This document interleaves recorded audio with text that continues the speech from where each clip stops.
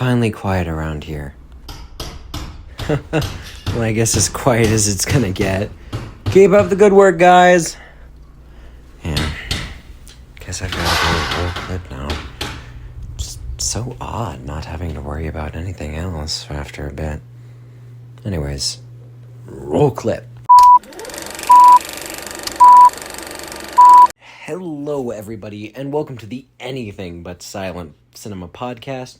I'm your host, Cody, and this looks like it's gonna be our final episode together, unfortunately, ladies and gentlemen. But let's hope it's not a super boring one. I mean, I didn't have to deal with our unexpected guest, and I decided to install a heavy vault door to make sure he can't get in this time. So, I mean, hopefully everything's alright. But today's episode is going to cover expectations. Not only how cinema shifted what the average viewer was expecting from their entertainment, but from just a standpoint of how I personally expect cinema and theater to do respectively in the future.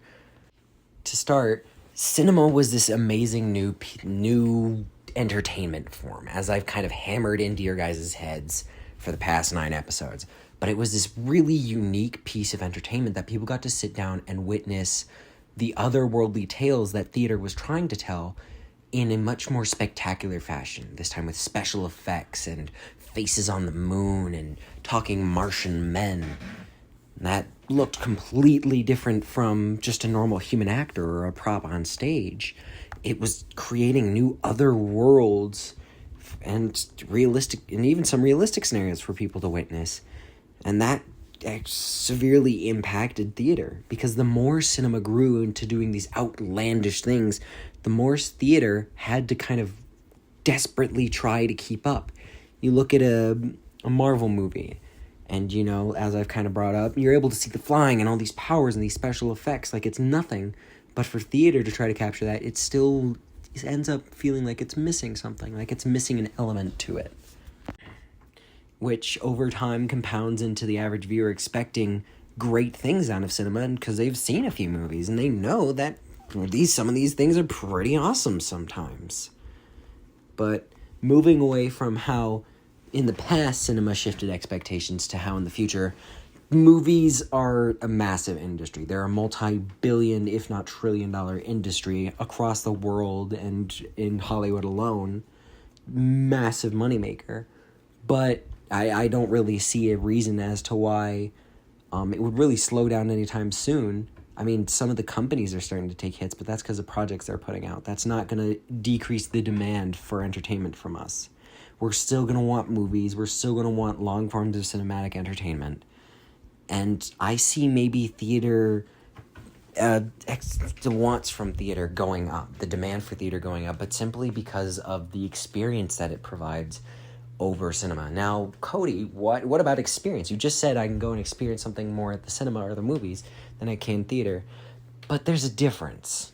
Even though I've tried to tell you all that cinema's obviously greater, which in a way it is, theater is still the experience. You're never going to forget going to find your seats in the theater as the lights go down, as the show is performed in front of your eyes by live actors on stage in front of you.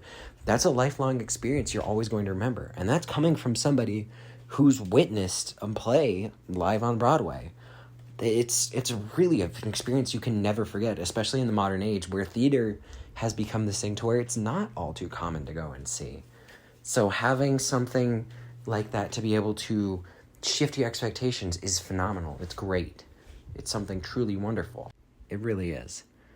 But I guess to finally wrap up this episode, since I've yapped your guys' ears off for too long already, and there's not really much more I can say about economics, we're going to go in for our fun fact of the day before closing out for the final time.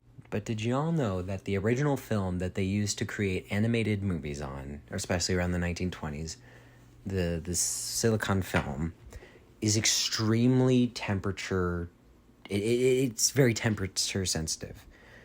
And it's known that it can spontaneously burst into flame. We've all seen where at the end of a long reel, maybe the film starts burning up. Nah, if the room gets too hot, it can just burst into flames. It's crazy. Who would even want to go watch Snow White and the Seven Dwarfs now? How could I? Oh, that's a pretty good movie. I think it's worth the risk. I don't know about y'all. FBI, open up! Okay, nope, I was not expecting this, okay, oh, no, he was an agent. Oh, the guy who kept breaking, he was a building inspector, that explains the heart. Oh, no, okay, Markiplier, you gotta help me. Okay, fine, screw you, Mark, Trump, you gotta be able to get me out of this. Obama, what about you? Now, man, you're absolutely cooked. Surprisingly, with Trump on this one, you're done for man. The best thing you can do now is run. Oh, wow, the feds are about to kick in my door and you both decide you can do nothing. Biden, last-ditch effort, would help me here. Nah, man, screw you. You let Trump bully me earlier, I'm going to go get some ice cream.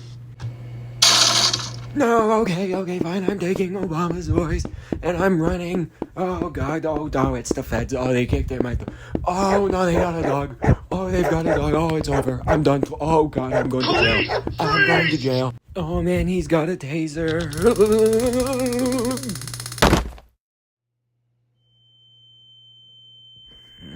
My head.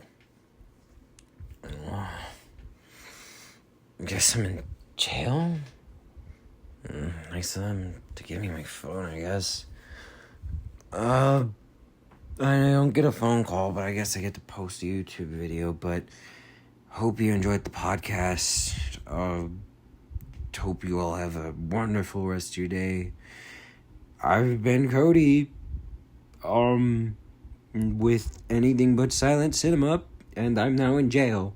Please help me post bond, I guess. Bye.